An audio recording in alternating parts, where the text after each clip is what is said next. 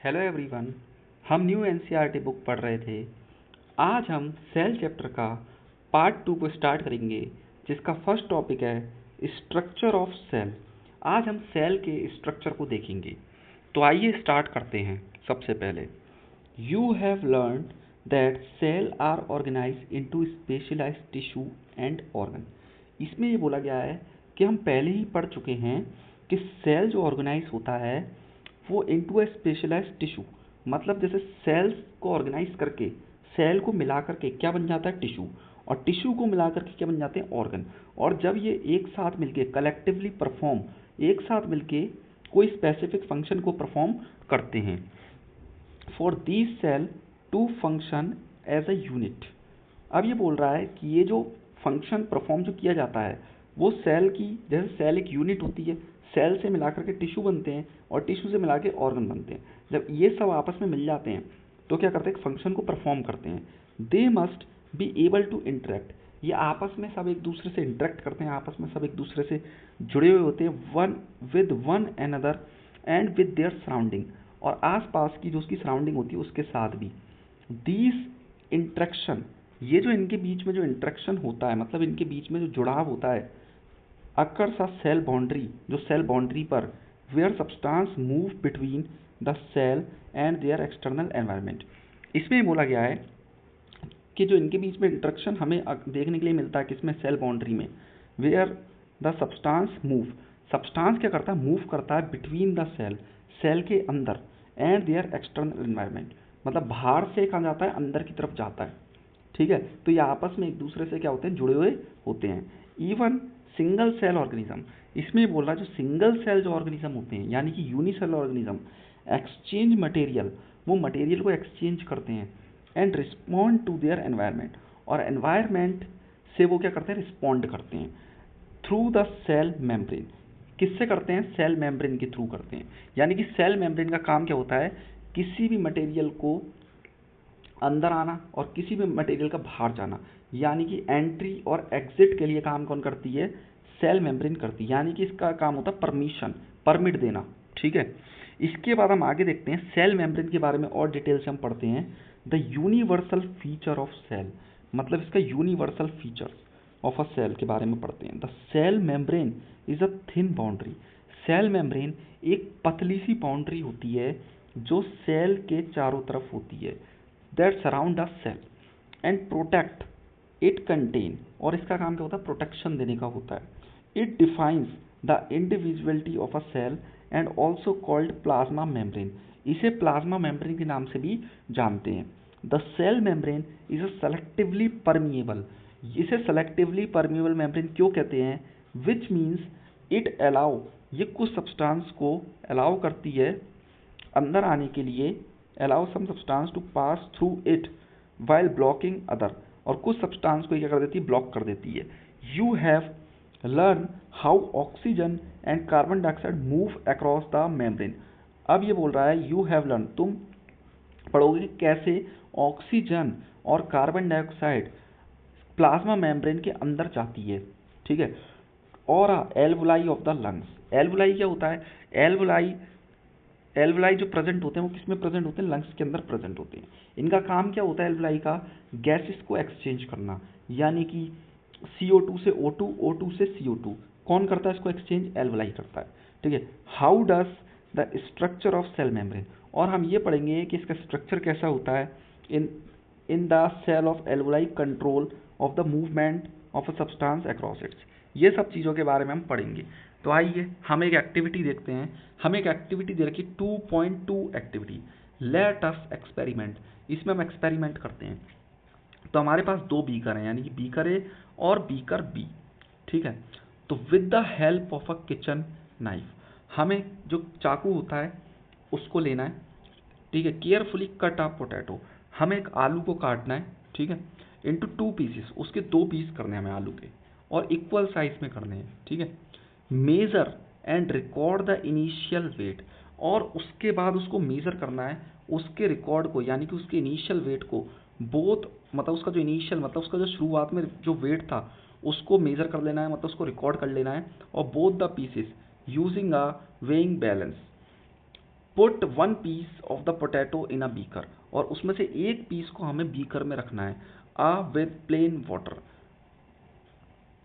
Put the other piece of the potato in a beaker B, एक को हमें beaker B में रखना है विद 20% ऑफ सॉल्ट और अ शुगर सॉल्यूशन। यानी कि इसमें ये बोला गया है कि एक जो पीस है पोटैटो का उसे बीकर में रखना है और उसके साथ में वाटर विद प्लेन वाटर, उसके साथ में हमें वाटर डाल देना है। और दूसरा वाला जो है उसको हम उस पोटैटो को हमें बीकर बी में रखना है और उसके साथ 20% सॉल्ट और शुगर सॉल्यूशन होना चाहिए।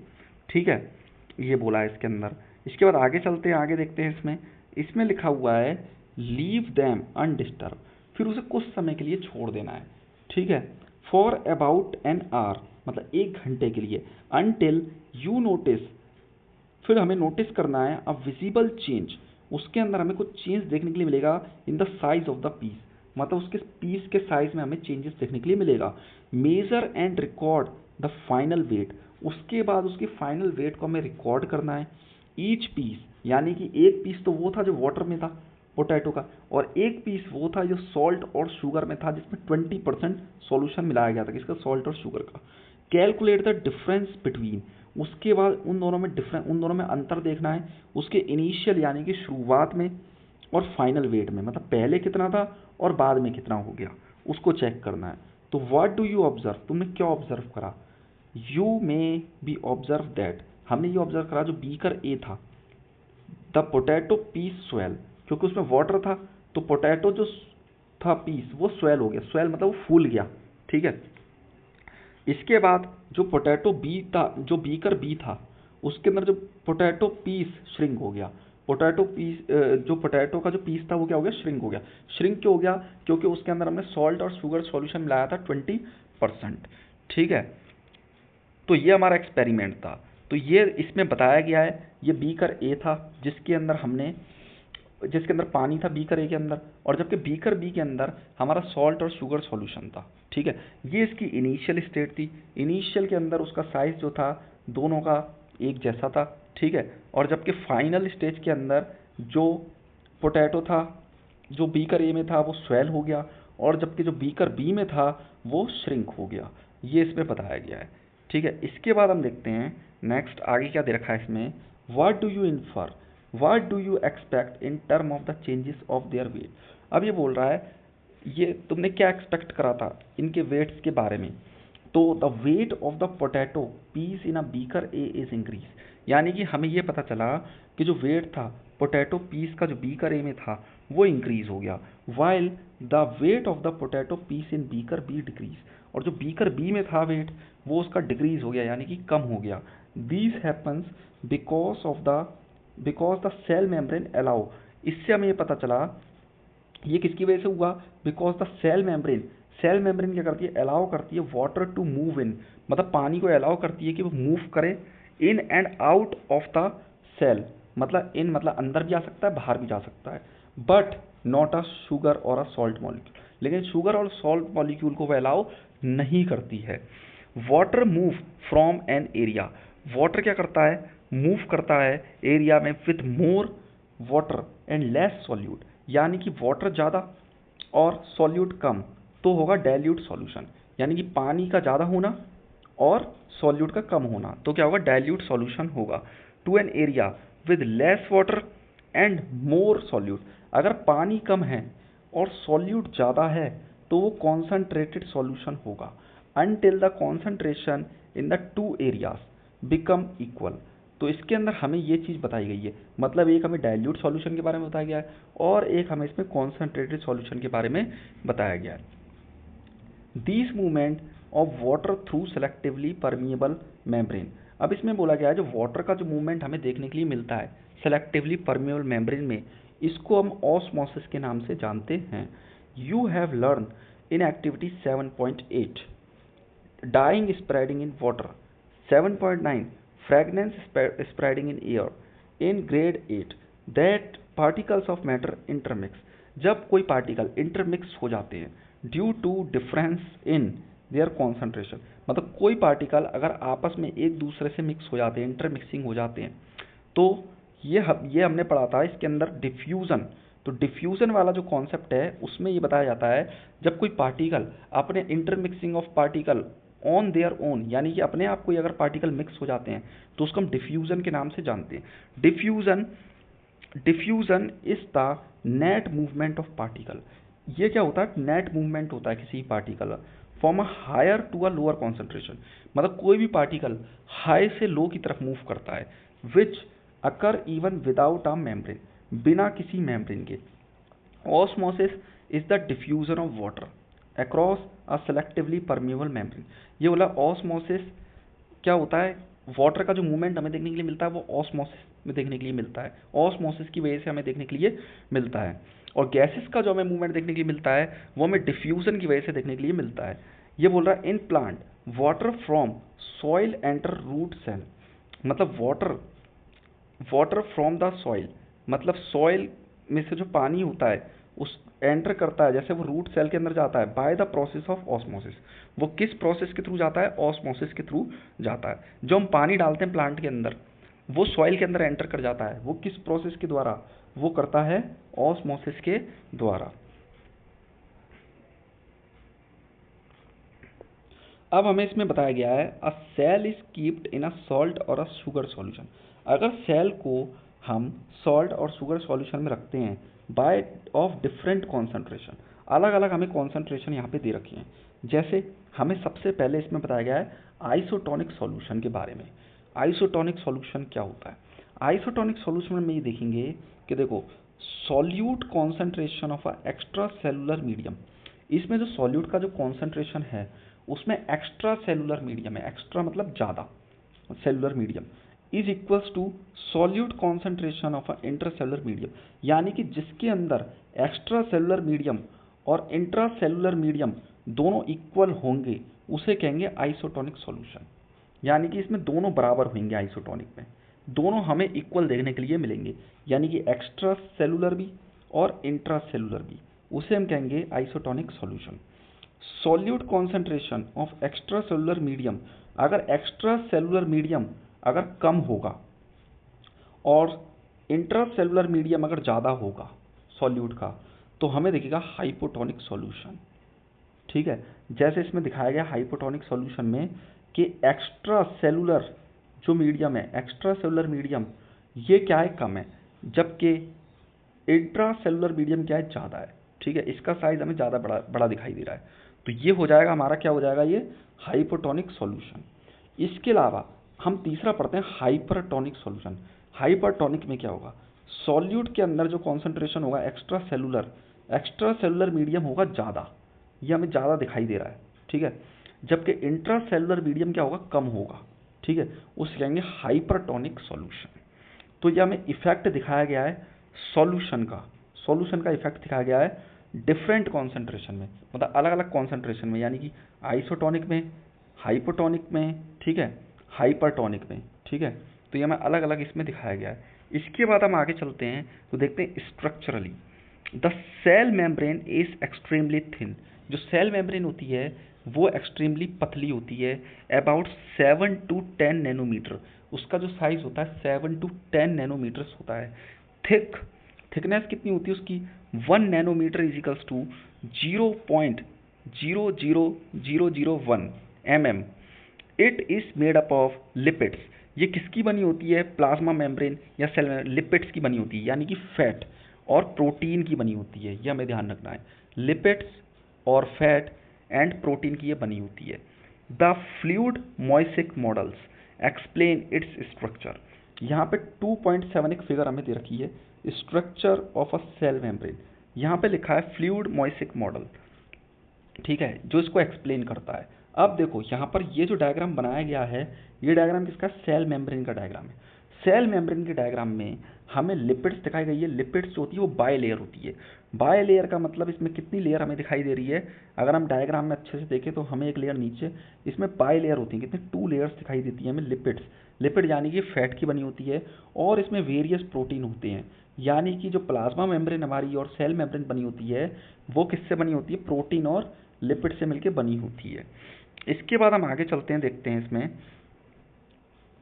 The membrane has a lipid bilayer two layer, इस बाई लेयर का मतलब होता है two layer of a special fat molecules.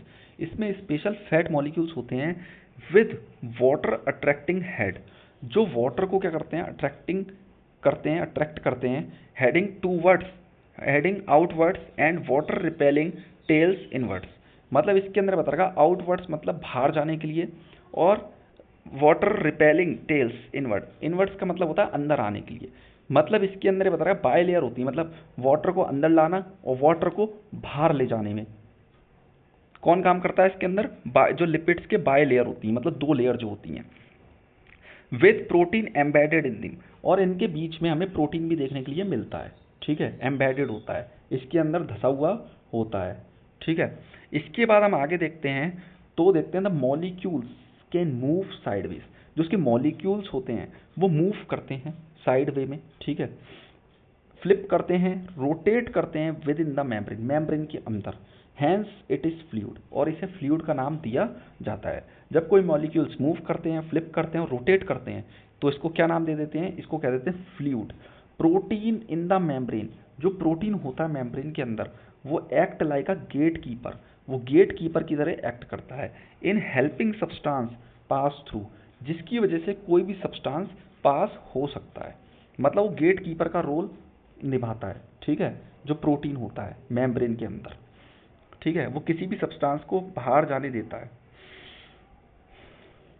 Since the molecules are arrange like a tiles, ये बोल रहा है जो मॉलिक्यूल्स होते हैं वो टाइल की तरह अरेंज होते हैं, इन्हें मोज़ेक कहा जाता है। क्या कहते हैं, मोज़ेक। जैसे इसमें देखो हमें टाइल की तरह यहाँ पे दिखाया गया है।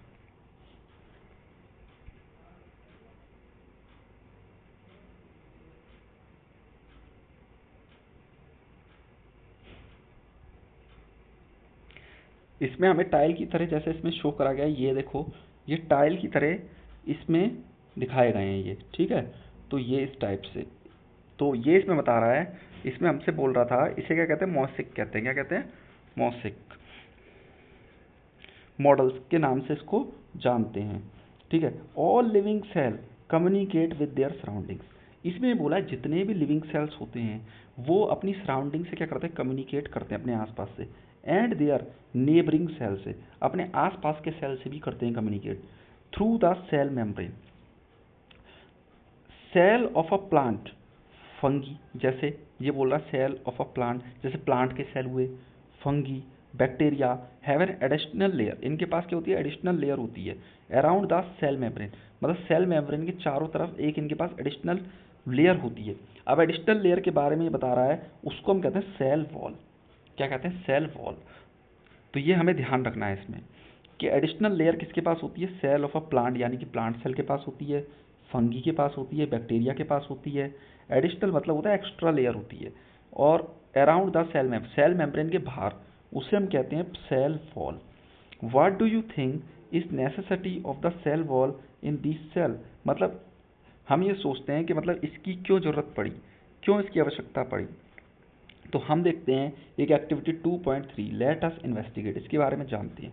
प्रिपेयर टेम्पररी स्लाइड्स, एक टेम्पररी हम स्लाइड्स लेते हैं of a thin peel of a onion leaf, किसकी, ओनियन लीफ की, और अ रोयो क्रेडल लिली की, ठीक है, लीफ की, and a mounted with a safranin, और हम किसका यूज करेंगे, safranin, using a cover slip to observe plant cell under a microscope, cover it with safranin. ठीक है, similarly prepare a temporary slide of a cheek cell, cheek cell की हम एक slide लेंगे by gently scraping the inner side of your cheek with the cotton swab और the blunt end of the tooth pick.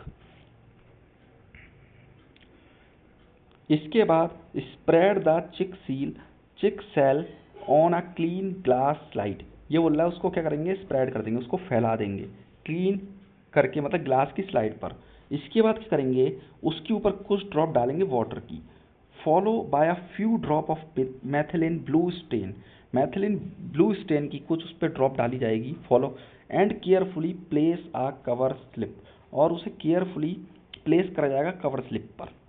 Observe both the slides, दोनों slide को observe करा जाएगा under microscope, यानी कि माइक्रोस्कोप से देखा जाएगा। यानी कि एक हमारे पास ओनियन पील सेल्स है और एक हमारे पास ह्यूमन चिक सेल है। ठीक है, What do you observe? The onion peel cell or a royal leaf peel cells are box shape. ये कैसा बॉक्स शेप है एंड रेगुलरली अरेंज, और ये रेगुलरली अरेंज है. Where the cheek cells are irregular, मतलब इसकी शेप कैसी है, इरेगुलर है. ठीक है, arrange. Why do you think these difference exist, मतलब ये सोचो कि ये डिफरेंस कैसे एग्जिस्ट हुआ, ये डिफरेंस कैसे क्यों हुआ, ये डिफरेंस हमें क्यों देखने के लिए मिला. ठीक है, तो जब हम देखते हैं इसके अंदर, तो प्रिपेयर 2 स्लाइड्स, हमने 2 स्लाइड ली थी, यानी कि एक हमारे पास रॉयल लीफ पील और a human cheek cell again and put 20% sugar solution on them. हमने क्या करा, उसके अंदर 20% शुगर सॉल्यूशन डाल दिया. Observe them under a microscope after half an hour, आधे घंटे बाद हमने उसको माइक्रोस्कोप से देखा. व्हाट डू यू ऑब्जर्व, हमने क्या ऑब्जर्व करा. You must have observe that the boundaries of the plant cell remain the same. हमने ये ऑब्जर्व करा, जो बाउंड्री है किसकी, प्लांट सेल की, वो रिमेन द सेम, वो मतलब एक जैसी रहेगी. बट देयर इनर कंटेंट, लेकिन जो उसका अंदर का कंटेंट होगा वो श्रिंक हो जाएगा. यानी कि प्लांट सेल की जो बाउंड्री है वो तो एक जैसी रहेगी. ठीक है, बाउंड्री जो उसकी है रिमेन सेम रहेगी, लेकिन जो उसका अंदर का कंटेंट है वो श्रिंक हो जाएगा. And the space between the inner and outer boundary, और जो इनर और आउटर बाउंड्री के बीच में जो स्पेस होएगी वो इंक्रीज हो जाएगी. Space between inner and outer boundary के बीच में जो स्पेस होएगी वो क्या हो जाएगी, इंक्रीज हो जाएगी. You may observe that the cheek cell, और ये तुम चिक सेल के अंदर देख सकते हो, इसके जो अंदर और बाहर के बीच की जो मतलब स्पेस है, space between inner and outer boundary, inner boundary और आउटर बाउंड्री के बीच में जो स्पेस है वो इंक्रीज हो जाएगा, जो हमें चिक सेल में दिखाई दे रहा है. On the other hand have shrunk considerably, और बाकी श्रंक हो जाएगा, यानी कि बाकी श्रिंक हो जाएगा. ठीक है, इसके बाद हम देखते हैं. ठीक है, जैसे इसमें देखो हमें दिखाया गया, ये रहा, ये हमारे पास ए डायग्राम था और ये हमारे पास बी डायग्राम था. इसके अंदर क्रेडल लिली लीफ थी. ठीक है, एक क्रेडल लीफी लीफ यानी कि ऊपर वाले में, ए वाले में इसने यूज़ करी है. ठीक है, इन वाटर, और दूसरे में इसके अंदर 20% शुगर सॉल्यूशन भी मिलाया है. ठीक है, तो ये हमें इसके अंदर दिखाया गया है. इसके बाद हम देखते हैं cell wall, the outer covering of cell. Cell wall क्या होती है, आउटर कवरिंग होती है किसी भी सेल की. ठीक है, यानी कि किसी भी सेल का मतलब ये है कि ये किस में पाया जाता है, प्लांट सेल में, फंगी में, बैक्टीरिया में हमें एक एडिशनल लेयर देखने को मिलती है. उस लेयर को हम किस नाम से जानते हैं, उस लेयर को हम जानते हैं सेल वॉल. ये किसके सराउंडिंग होती है सेल वॉल, ये जो होती है ये प्लाज्मा मेम्ब्रेन या सेल मेम्ब्रेन के सराउंडिंग होती है, उसके चारों तरफ. ठीक है, इसके बाद हम देखते हैं इसमें in general plant can not move, plant move नहीं करते from place to place, so they need are rigid. तो उनका स्ट्रक्चर कैसा होता है, रिजिड होता है. रिजिड मतलब हार्ड होता है. टू विद स्टैंड, वो बिल्कुल सीधे खड़े रहते हैं. एनवायरमेंटल स्ट्रेस, मतलब एनवायरमेंटल किसी भी परिस्थिति में हमेशा, लाइक अ विंड, रेन.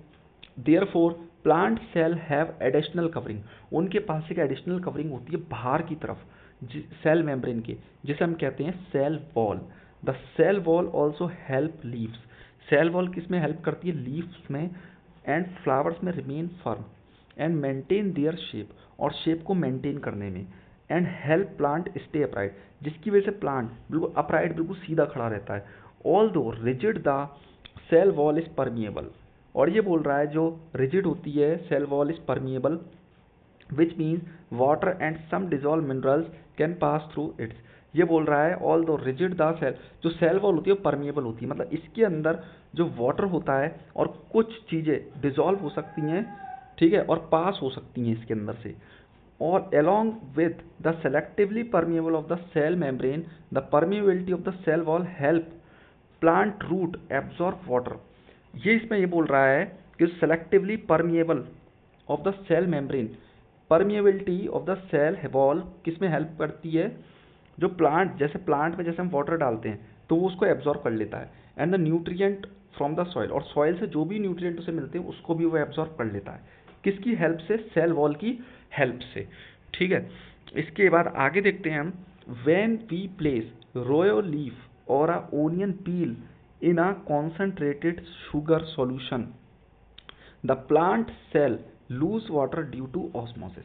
इसमें बोला है when we place a royal leaf, मान लो रोयल लीफ है और ओनियन पील है in a concentrated sugar solution, हमारे पास एक कॉन्सेंट्रेटेड शुगर सॉल्यूशन है इन द प्लांट सेल, ठीक है, टू लूज वाटर, तो क्या हो जाएगा उसमें lose water due to osmosis, यानी कि हमारे पास कॉन्सेंट्रेटेड का मतलब शुगर सॉल्यूशन ज़्यादा है, ठीक है, तो पानी क्या हो जाएगा उसके अंदर लूज हो जाएगा ड्यू टू किसकी वजह से, ऑस्मोसिस की वजह से। The cell do not shrink, तो सेल क्या होंगे, श्रिंक नहीं होगा उनका साइज, मतलब उनका साइज कम नहीं होगा, because they are rigid cell wall, क्योंकि उनकी जो सेल वॉल होएगी वो क्या है, रिजिड होएगी, rigid cell wall maintain their shape, जो रिजिड होती है सेल वॉल क्या होती है, रिजिड होती है, वो उसकी शेप को मेंटेन करके रखती है। The inner content of the cell shrinks, जो इनर कंटेंट हो जाएगा सेल के अंदर, जो इनर कंटेंट होगा वो श्रिंक हो जाएगा, cell membrane pull away from the cell wall, pull away का मतलब होता है बाहर की तरफ, ठीक है, दूर जाना। This show that the cell wall help plant cell remain firm their original shape, तो मतलब इसमें बोला गया है कि ये शो करता है जो सेल वॉल होती है वो हेल्प करती है प्लांट सेल को रिमेन फर्म, मतलब ओरिजिनल शेप देने में उसे हेल्प करती है। सेल वॉल क्या काम करती है, प्लांट सेल को ओरिजिनल शेप देने में हेल्प करती है। इसके बाद आगे देखते हैं हम animal cell such as cheek cell do not have cell wall, ये बोला जो चिक सेल होते हैं एनिमल सेल के अंदर, उसके अंदर कोई सेल वॉल नहीं होती। Therefore when we place a concentrated sugar solution, अगर हम उन्हें कॉन्सेंट्रेटेड शुगर सॉल्यूशन में प्लेस करेंगे तो दे लूज वाटर, वो पानी को लूज करेंगे और वो श्रिंक हो जाएंगे, ठीक है, क्यों, क्योंकि उनके अंदर सेल वॉल नहीं होती है। Without are rigid cell wall, उनके अंदर कोई रिजिड नहीं होती, मतलब कोई कठोर सेल वॉल नहीं होती। Animal cell can change shape easily, animal cell की जो शेप होती है वो इजीली चेंज हो सकती है।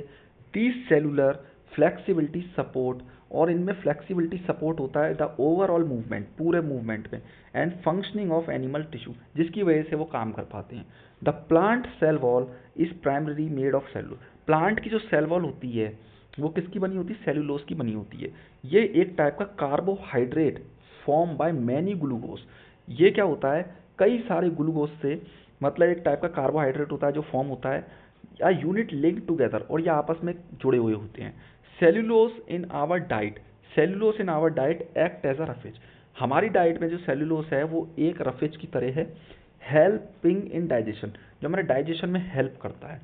Some micro organism like fungi bacteria also have a cell wall, ये बोल रहा है कि जो फंगी हुआ, बैक्टीरिया हुआ, उनके पास भी सेल वॉल होती है टू प्रोवाइड प्रोटेक्शन, वो प्रोटेक्शन देने के लिए होती है, एंड स्ट्रक्चरल सपोर्ट देने के लिए होती है टू देयर सेल्स, यानी कि जो सेल्स होते हैं उन्हें ताकत देने के लिए, स्ट्रक्चरल सपोर्ट देने के लिए होती है और प्रोटेक्शन देने के लिए होती है, ठीक है।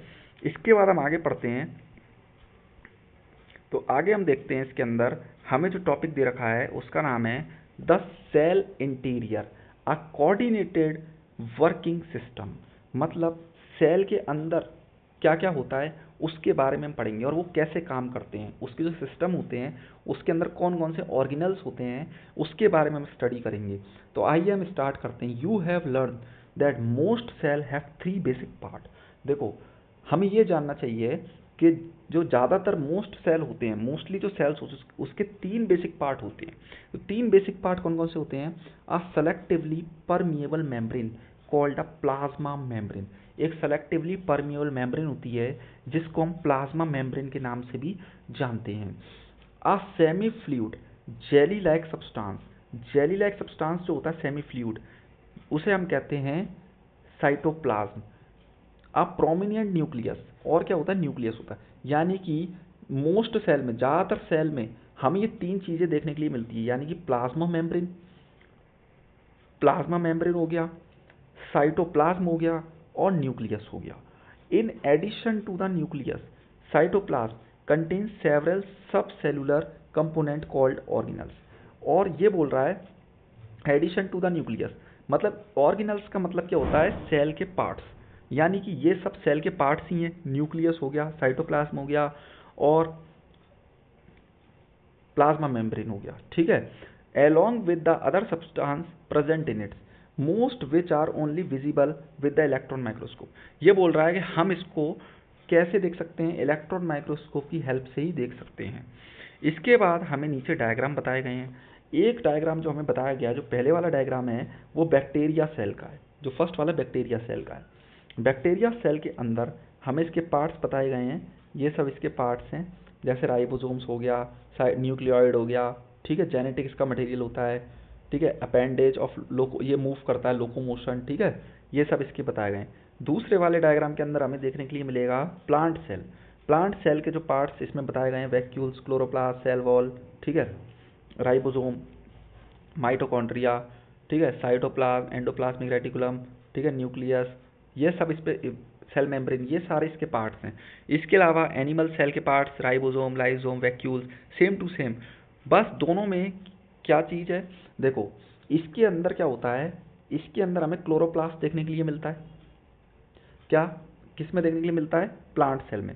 जबकि एनिमल सेल में हमें क्लोरोप्लास्ट देखने के लिए नहीं मिलता। दूसरी चीज़, इसमें हमें सेल वॉल देखने के लिए मिलती है, जबकि एनिमल सेल के अंदर हमें सेल वॉल देखने के लिए नहीं मिलती। ठीक है, तो ये हमें ध्यान रखना है इसमें। इसके बाद हम आगे चलते हैं, देखते हैं, तो इसमें कुछ पॉइंट हमें दे रखे हैं। Study the given diagram, bacterial cell, plant cell, animal cell हमें फिगर में दिखाए गए हैं। Observe the different structure present in each of them, इनके अलग अलग स्ट्रक्चर प्रेजेंट करे गए हैं हमारे सामने। रिकॉर्ड योर ऑब्जर्वेशन टेबल 2.1, एक हमें टेबल दी गई है, उसके अंदर हमें रिकॉर्ड करना है। A bacterial cell lack a well defined nucleus, ये बोल रहा जो बैक्टीरियल सेल होता है उसके अंदर वेल डिफाइंड न्यूक्लियस की कमी होती है। ठीक है, अब मेम्ब्रेन बाउंड ऑर्गेनल्स, जिसकी मेम्ब्रेन होती है, organelles surrounding their own membranes, by their own membrane, उनकी खुद की क्या होती है? मेम्ब्रेन होती है। Such cell are called prokaryotic cells. Prokaryotic cells का मतलब, प्रो मतलब होता है प्रिमिटिव, प्रिमिटिव मतलब होता है शुरुआत, और कैरियन मतलब होता है, कैरियन मीन्स होता है न्यूक्लियस। ठीक है, in prokaryotic cell most cellular activity take place directly in the cytoplasm. जो प्रोक्रियोटिक सेल होते हैं वो अपनी जो सेलुलर जो भी एक्टिविटी करते हैं सेल से रिलेटेड, वो डायरेक्टली कहाँ पर करते हैं? साइटोप्लाज्म में करते हैं। In contrast the plant and animal, अब हम पढ़ेंगे प्लांट और एनिमल के बारे में। प्लांट और एनिमल सेल जो होते हैं वो उनके पास वेल डिफाइंड न्यूक्लियस होता है। ठीक है, सेवरल मेम्ब्रेन होती हैं उनकी। ठीक है, ध्यान रखना, कई सारी मेम्ब्रेन होती हैं। Such cell are called eukaryotic cell. Eu का मतलब होता है ट्रू, कैरियन का मतलब होता है nucleus. More detail in characteristics of prokaryotic cell and eukaryotic cells are given in table 2.2। अब ये बोल रहा है कि हमें एक टेबल 2.2 दे रखी है, उसके अंदर इसके मतलब इनके बारे में डिटेल में दे रखा है। अब हम देखते हैं, ready to go beyond, virus, viroids and prions are acellular, ये सब इसमें बता रखे हैं। वायरसेस, वायरॉइड्स और prions are acellular, no cell, इसके अंदर कोई भी सेल नहीं होते। इन्फेक्शियस एजेंट, ये एक इन्फेक्शियस एजेंट होते हैं और ये बहुत छोटे होते हैं। To be seen under light microscope, और इसको हम लाइट माइक्रोस्कोप से देख सकते हैं। Virus are composed of some genetic material, और ये कुछ जेनेटिक मटेरियल से बने होते हैं। विद अ प्रोटीन कोट, इनके अंदर प्रोटीन की कोटिंग होती है। इसके अलावा बता रखा है नीचे वायरॉइड्स के बारे में। वायरॉइड्स लैक प्रोटीन, उसमें प्रोटीन की कोट की कमी होती है around its genetic material. While prions are misfolded, वो मिसफोल्डेड होता है प्रोटीन, उसमें प्रोटीन क्या होता है? मिसफोल्डेड होता है, मतलब फोल्ड नहीं होता। ठीक है, विच लैक जेनेटिक मटेरियल, और इसमें जेनेटिक मटेरियल की भी कमी देखने के लिए हमें मिलती है। तो याद रखना है हमें, जो वायरस हो गया और यहाँ पे वायराइड्स हो गया और प्रायंस हो गया, ये ए सेलुलर होते हैं, यानी कि इसके अंदर कोई भी सेल नहीं होते हैं। इसके बाद हम चलते हैं आगे, comparison between prokaryotic cell, eukaryotic cell, characteristics. Prokaryotic cell और यूक्रियोटिक सेल्स, प्रिमिटिव न्यूक्लियस इसमें प्रेजेंट होता है, यूक्रियोटिक सेल में एब्सेंट होता है। Diameter of a typical cell 1 to 10 micrometer होता है इसका साइज, और इसका साइज यूक्रियोटिक का 10 to 100 माइक्रोमीटर होता है। Number of cell in an organism, इसके अंदर ये यूजुअली यूनिसेलुलर होता है प्रोक्रियोटिक, जबकि प्रोक्रियोटिक होता है यूनिसेलुलर, और यूक्रियोटिक होता है यूनिसेलुलर भी हो सकता है और मल्टीसेलुलर भी हो सकता है, दोनों हो सकते हैं। मेम्ब्रेन बाउंड ऑर्गेनल्स, इसके अंदर जो मेम्ब्रेन होती है वो एब्सेंट होती है प्रोक्रियोटिक में, और यूक्रियोटिक में जो मेम्ब्रेन होती है वो प्रेजेंट होती है। मेम्ब्रेन बाउंड न्यूक्लियस, इसमें मेम्ब्रेन जो होती है न्यूक्लियस की वो एब्सेंट होती है प्रोकैरियोटिक में, जबकि यूकैरियोटिक में प्रेजेंट देखने के लिए मिलती है। Which of the cell given 2.10 fall under the categories of prokaryotic and eukaryotic cells. इसके बाद हम देखते हैं ready to go beyond in a eukaryotic cell a network of fine fibres.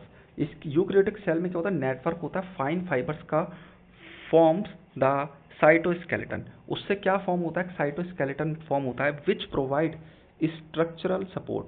वो क्या देता है, एक स्ट्रक्चरल सपोर्ट देता है। ठीक है, जो एक फाइबर फॉर्म होता है, एक साइटोस्केलेटन, वो क्या देता है, provide structural support, maintain cell shape, cell की शेप को मेंटेन करता है, एंड अनेबल सेल के मूवमेंट को, एंड इंटरनल ट्रांसपोर्ट्स, और अंदर ही अंदर क्या करता है, ट्रांसपोर्ट करवाता है। इसके कहने का मतलब ये है कि जो यूकैरियोटिक सेल्स होता है, network of a fine fibres, उसके अंदर क्या होता है, फाइन फाइबर का एक नेटवर्क होता है, जिससे क्या फॉर्म होता है, साइटोस्केलेटन फॉर्म होता है। विच प्रोवाइड, उसका काम क्या होता है, स्ट्रक्चरल सपोर्ट देना, मेंटेन सेल शेप को मेंटेन करना, और एनेबल सेल मूवमेंट, मतलब सेल मूवमेंट को करवाना, और इंटरनल ट्रांसपोर्ट करना। ठीक है, ट्रांसपोर्ट मतलब चीज़ों को एक जगह से दूसरी जगह पर भेजना। ठीक है, it is visible only under electron microscope, और ये सब चीज़ें हम केवल इलेक्ट्रॉन माइक्रोस्कोप से ही देख सकते हैं as a separate entity. The cytoplasm में ऑल्सो स्टोर, जो साइटोप्लाज्म होता है वो क्या स्टोर कर सकता है, स्टार्च में also store starch in plant cell, यानी कि साइटोप्लाज्म में ऑल्सो स्टोर, मतलब वो स्टोर कर सकता है स्टार्च को। ठीक है, किसमें, प्लांट सेल में। ठीक है, मतलब प्लांट सेल में जो फूड जो स्टोर होता है, प्लांट सेल होता है, उसके अंदर जो फूड स्टोर होता है वो किस फॉर्म में होता है, स्टार्च की फॉर्म में होता है, ये इसमें बता रहा है। और crystal of a calcium oxalate और a silica in some plant cell, these are known as called cell inclusion. और इसमें हमें ये बताने की कोशिश कर रहा है, जो क्रिस्टल होते हैं, क्रिस्टल यानी कि टुकड़े होते हैं किसके, कैल्शियम ऑक्जेलेट मतलब पत्थर के टुकड़े, और silica in some plant cell, छोटे छोटे जो पीसीस होते हैं कैल्शियम ऑक्जेलेट्स के। ठीक है, these are known as cell inclusion, इन्हें सेल के अंदर इंक्लूड किया करा जाता है, यानी कि इन्हें शामिल किया जाता है। तो आज के लिए इतना ही, और नेक्स्ट वीडियो में हम अपने थर्ड पार्ट को कंप्लीट करेंगे। Thank you so much.